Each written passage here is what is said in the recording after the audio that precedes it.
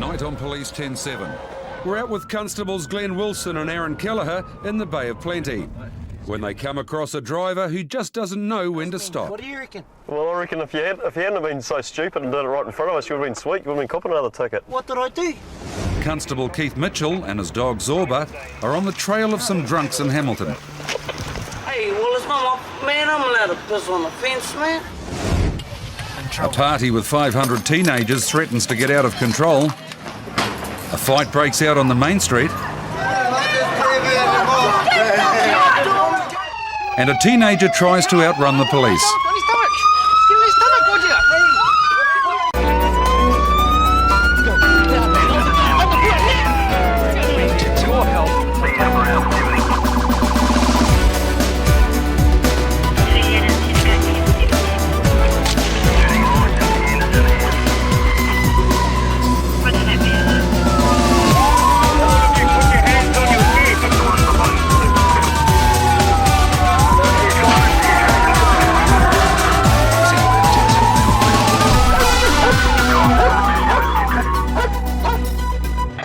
Comms now, we're 10-7 at the scene. Constable Keith Mitchell's responding to a report about two men who have destroyed a bus shelter.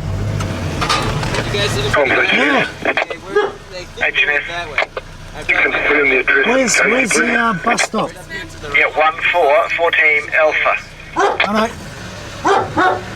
You've got 14, but there's no 14 Alpha. 14 Alpha, take it. Oh, yeah. They should have bruised. Did you see where they went? Yeah, well, they went that way. They must have gone left up Pembroke into the park, probably. Let's go. Delta, Boy. A witness at the scene points Keith in the right direction, but it's going to be up to his dog Zorba to track the offenders down. See? Ready for job detail? It only takes Zorba a few moments to locate a scent. Go ahead. Go to 25 Richmond Street. The result of a track like this can be important evidence in linking a suspect to a crime. But it's a difficult job for Zorba to keep focus when there's people everywhere. Where have you kids this come from? From my house. Huh? From my house. Whereabouts is that?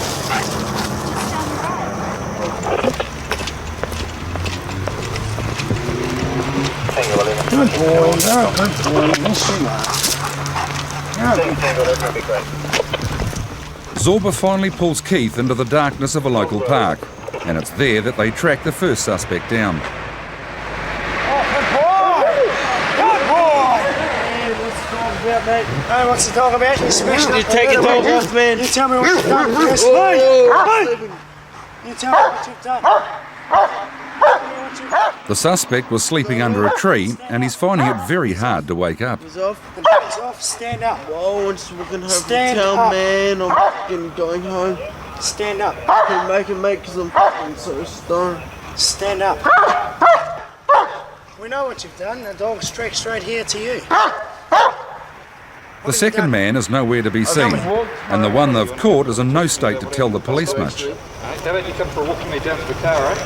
We need a little bit more of a talk down the side. With one offender on his way back to Central, Keith sets off in search of the other one.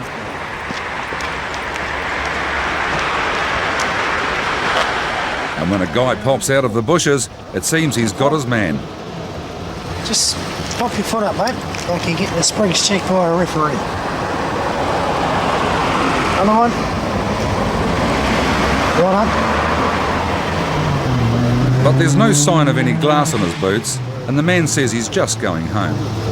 Thing is, we've been looking for these two guys all through the lake and the surrounding areas. As soon as all the police cars leave, you pop up. Another witness arrives, but she doesn't think Keith's got the right man. It's not what you just say. No, that's fine. Okay, thanks for your help. Okay, sorry to disturb you again. Good news and bad news. Good news is it's not you. Oh, phew. Bad news is you've got to walk home because I've got my trusty friend with me and I have to take him. Thanks for your time, eh? Appreciate it. With the man on his way home, Keith's next call is to a house where there's been a report of a prowler. I'm called to a prowler job in one of the worst parts of town. The house owner's dog's been repeatedly disturbed during the night. Keith quickly spots somebody in a red t-shirt. And there's someone matching the description through there. Straight ahead with the red t-shirt on. It turns out that the neighbours have been using the complainant's fence as a urinal. Hey, well, it's not my... Man, I'm allowed to piss on the fence, man. Yeah, but what happens when it's getting used? I was in the toilet, bro. Hey, but it's on outside of the toilet. You should have pissed on the house. Sorry, dog. You got a toilet in the house, use it. Sweet ass, boss. Sorry about that. So it's alright if I piss on the letterbox? If you piss on the letterbox, I'll lock you up. Okay then. No, just making sure, boss. Just making sure. I ain't getting smart. Just making sure. Keith's barely back in the car when a call comes through about a car pursuit in a nearby suburb. 120k.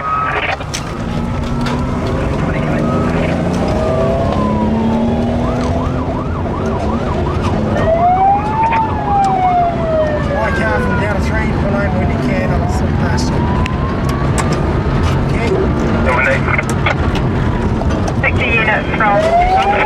North South Harbour Road. Going past The driver's failed to stop when asked by police, and the car is now moving at more than 100 kilometres an hour, and it's weaving from side to side. As Keith comes round a corner, the car mounts the footpath, goes straight through a power pole and ends up in somebody's garden.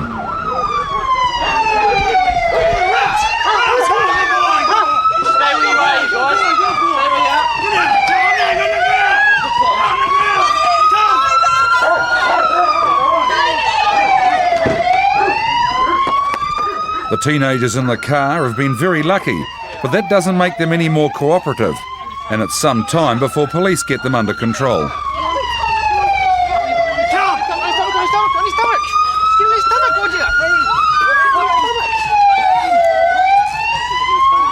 The car's badly damaged and the driver's saying nothing.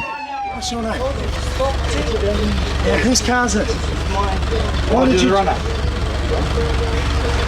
Why? I'm not saying anything. Why are you driving like that when it's your car? I'm not saying anything. I'm just in the same place. Have you got a current driver's licence, mate? Yes. Robert was convicted of dangerous driving, fined $500 and disqualified from driving for 6 months. At Martangi, just outside of Hamilton, Constable Keith Mitchell has a problem. A party in the local hall is threatening to get out of control, and there aren't enough officers to deal with it. As you can see with the numbers of cars and people here, 19 Ellery Street, it may not be prudent to close it down because we haven't got a hell of a lot of staff numbers, and if it turns ugly then we're probably on the back foot. Probably show us 10-3, thanks. So someone will make a decision to maybe leave it running. It only takes 1 or 2 to start throwing bottles and you're in trouble. Bottles do start to break, and police have no choice but to try and close the party down, as quietly as possible.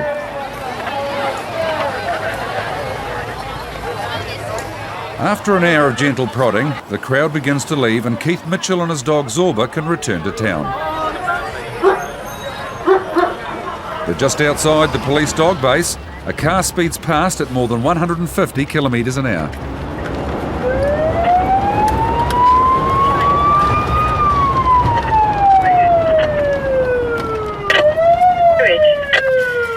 Bravo 2173, UB 2173. After a brief chase, Keith gets the car to pull over, and the driver's obviously been drinking.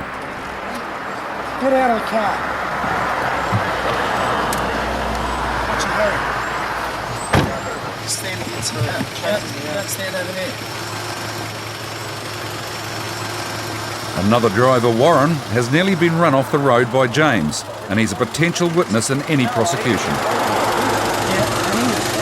All over the back of me, and I thought he may have been time, so I just ducked down there to get his bridge on, and that's when he comes straight for me, and that's when I seen you guys come out, and that's when he tried to stop me, but I just didn't really like it. Garden Place, Victoria Street.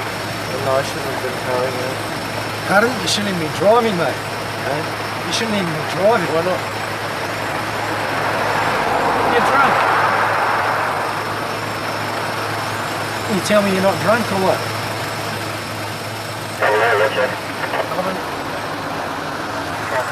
The arrival of another patrol car means that James is going to get a chance to prove he's not been drinking. And although he believes he's sober enough to drive, the breath test is about to show he's wrong. A couple of beers. Just give me an hour of the rest of them, huh? Let's go some up. What says that? What does it say? Fail general test. Why you accompany me to the Hamilton Central Police Station? Back at the station, James would eventually register at more than twice the legal limit in an evidential breath test. And in town, a group of people have been fighting and arguing their way up the main street.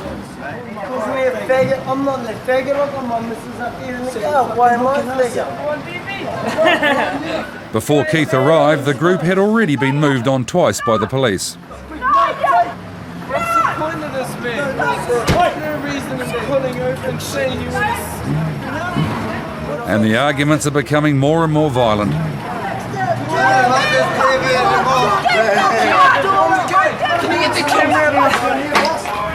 With things getting out of hand, police move in to deal with the situation.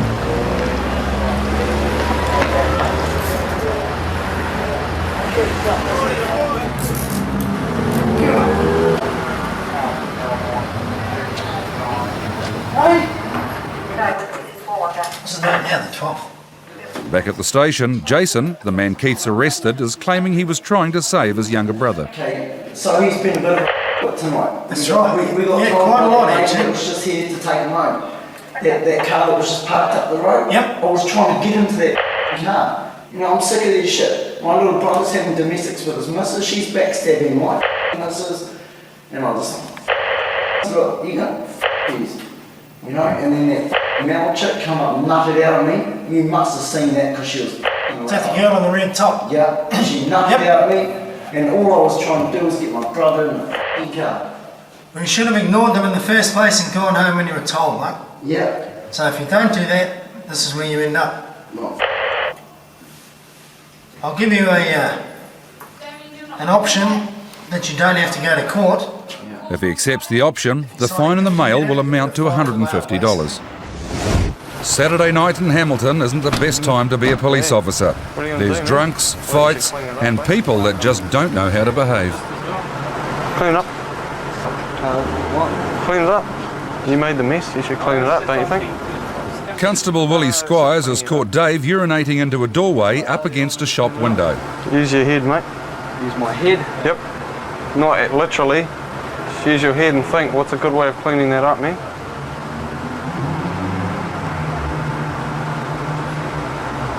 I don't know, bro.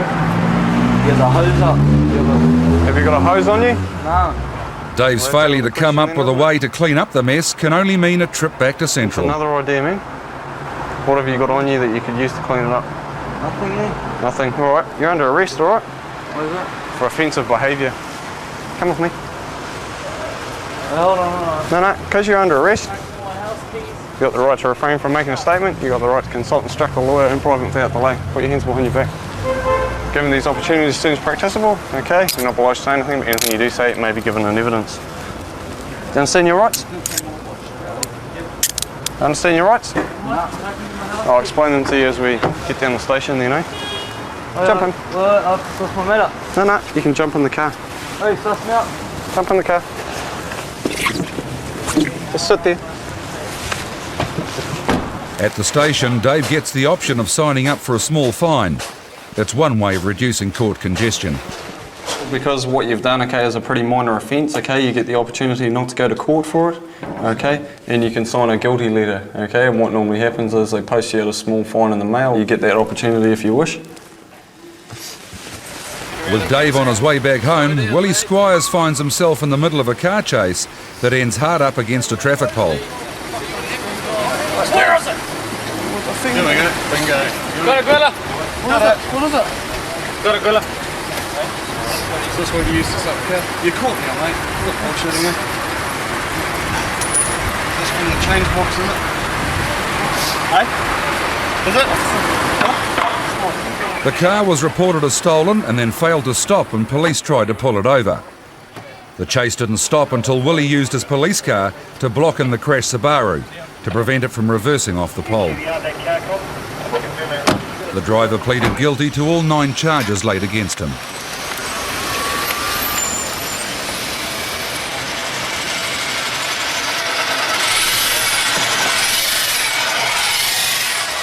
While police are cleaning up the scene, a call comes in from Constable Kylie Crowley. She's been trying to deal with a drunk who's been causing trouble, and one of his friends, Peter, has tried to intervene. Can I talk to this officer here, please? No, you can't. You can talk sir, to me. Can I It's talk? what you should have done, and your mate should have stayed out of it, all Can I right? talk to you? Or can I talk to you then? No. Oh, well, We'll take one if you want. Yeah, you take- You're under arrest. Not obliged to say anything. And anything you do say can be given a move. Don't start fighting, Police pal. brutality Don't start with the back, fighting. she's hurting me. Come with me. She's hurting me. Come with me. Hey, I'm on TV, yeah! Jump in. You can't arrest me because I've got to take my mates home. It's too late, mate. You're already under arrest. Jump in the car. Jump in the Can I car. talk to you before? Look, Hey? can my girlfriend come with her? No. Jump in the Well, car. then what's she going to do? I don't know, man. Just mind your language, man, while you're in here. No. Events have obviously happened too quickly for Peter, but Kylie Crowley's in no doubt that he needs to be dealt with. Sorry, man. This guy's here for disorderly. Yep, okay, wicked. Alright, wicked. But Peter's still not convinced. All I was doing was Yep. like telling them to let my mate up so that he Okay. could get off the ground, and they arrested me. Okay, yep. Yep. You can't do that, eh? If the police are doing a job, okay, you can't try and interrupt or... No, but I was disturb just them, eh? telling them, you know, to Yeah, let him up you because he can't. was saying, let me up. And I Yeah. said, oh, look. can Well, you please can't, let mate. me You've up? got to let them do their job. You can't interfere, eh? Contact So that's is why all we're down doing in the it, okay? chest. It's just a minor thing at this stage, mate, okay? So what we'll do is we'll get you down the station, we'll get it sorted. Will you let me go You'll be bailed, yep. tonight? Yep. So long as you're not too pissed and you don't play up, alright? No, I won't. Alright, Will it yep. be- You be like you are now and you'll be out of there as soon as, alright? Quick as? Yep, you'll be out there quick I just as, want alright? to get back. There you go. Constables Glenn Wilson and Aaron Kelleher are on patrol in the Bay of Plenty when their attention is drawn to a driver who's not wearing a seatbelt. But what starts as a routine stop will soon escalate into a major fine. G'day, mate. What's this? What's this? Just a stop, mate. You didn't have your seatbelt on. You got your licence on you, buddy? No, I haven't. You haven't? I've bloody left it at work, actually. Okay. I'm just going back to work. Just had a bit of a crisis at home, so I had to shoot up to the school to get my daughter. What's your surname, mate? To make matters worse, a quick check of the car reveals a balding tyre. Oh, come on, G, come on. What's this stop? What's your first name, buddy? We're going to give you 14 days, mate. 14 days? Yep. What do I got to do? Seatbelt, mate. Get another tyre? Seatbelt. Seatbelt. Yeah. You get a warning. You get 14 days to get your tyre sorted out. But we have to give you a ticket for your seatbelt, okay, mate? You got to throw a seatbelt on, eh? We're pretty hot on that. Fair enough. Rules are rules, eh, mate? Stan, the driver, appears to be taking it all pretty well until he discovers the size of the fine. If you get the 14-day compliance. if you get your tyre sorted out in the next 2 weeks, you don't have to pay that one, but you got to take the ticket in. Hey, 150 for new belt. Yeah, true. Oh, come on, man. Get your tyre sorted out, take the ticket and the car into the local police station, and they'll give you compliance, okay, as long as you do that in the next 2 weeks. Get the Sonny a bloody... I'll go and talk to the lady, see if she's got $150 to pay for my camera fee, eh? Your parents' money, you reckon? Yeah. With little chance of an appearance fee, the gathering breaks up. What'd you do with the other ticket? But just as Glenn and Aaron are leaving, Stan decides to do a burn-up on the state highway. Oh, clown. Oh.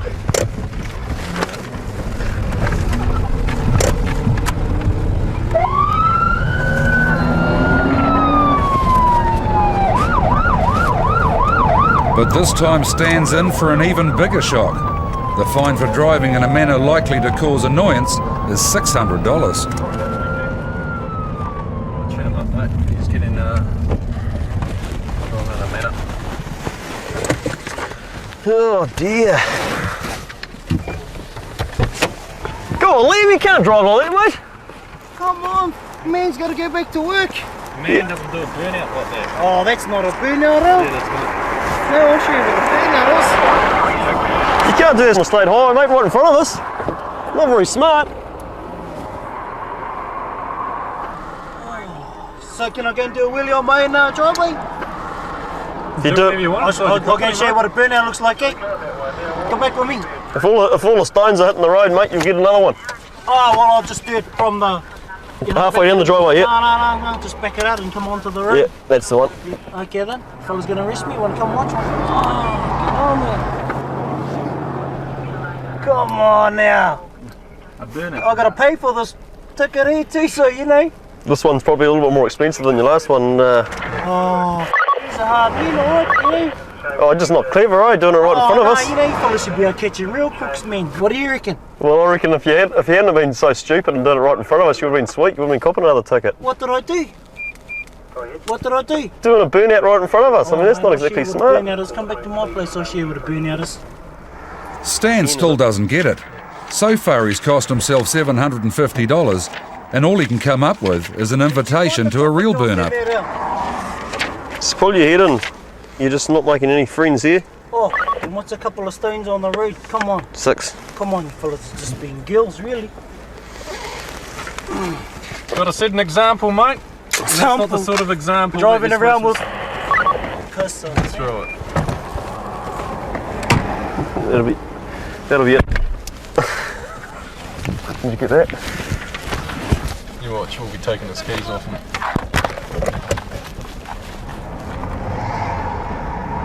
Just watch him, mate. Let's take it, go try that one, eh?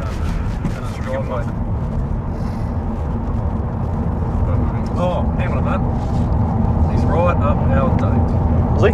Yeah. At this point, most people would just drive away, but not Stan. He decides to follow the police car. Yeah, they start off just with something really minor, and quite often they wouldn't even get a ticket if they didn't make such an idiot of themselves. A lot of it's about attitude, and these guys like him, their attitude starts off bad and gets worse. Eventually, Aaron pulls over and Stan drives off into the distance. He's got a seatbelt on too, so he's learned a lesson there.